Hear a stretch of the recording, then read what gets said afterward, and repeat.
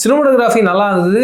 இந்த படத்துக்கு யார் சினிமோட்டோகிராஃபி பண்ணாரோ அவரே தான் வாள் மற்றும் அருவி போன்ற படங்களையும் பண்ணியிருப்பாரு. அண்ட் எடிட்டரை பொறுத்த வரைக்கும் இப்போ எடிட்டரும் சினிமோட்டோகிராஃபரும் கரெக்டான ஒரு சிங்கில் இருந்தால் தான் ஒரு டேரக்டரை எதிர்பார்க்குற ஒரு கட்ஸ் வெளியில் வரும். நீங்கள் யோசிச்சு பார்த்தீங்கன்னா வாழாக இருக்கட்டும் அருவியாக இருக்கட்டும் அதில் ஒரு கட்டிங் பேட்டர்ன் இருக்கும். அது அந்த படத்துக்கு ரொம்ப தேவையாக இருக்கும்.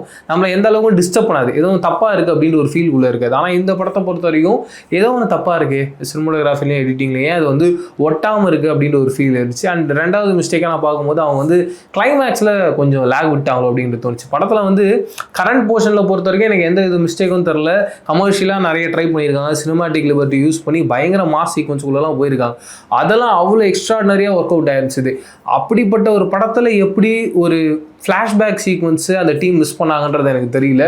அதையும் பயங்கர பவர்ஃபுல்லாக பண்ணியிருந்தாங்கன்னா இந்த படம் இன்னும் பயங்கரமாக மாறியிருக்கும். அண்ட் ஃபைட்டை பொறுத்த வரைக்கும் ரொம்ப நார்மலாக இருந்தது. எனக்கு தெரிஞ்சு இன்னும் கொஞ்சம் புஷ் பண்ணி எஃபர்ட் போட்டு வேறு ஏதாவது புது ஐடியாலஜி அந்த ஃபைட்ஸில் இன்க்ளூட் பண்ணியிருந்தாங்கன்னா இந்த படம் பயங்கரமான ஒரு கமர்ஷியல் படமாக வந்திருக்கும். அண்டு எப்பவுமே ஒரு கமர்ஷியல் படம் வரும்போது நிறைய ஏரியாஸை நம்ம ஈஸியாக டிக் பண்ணலாம். டிக் பண்ணக்கூடிய ஸ்பேஸ்லேயும் இந்த கதை இருந்தது.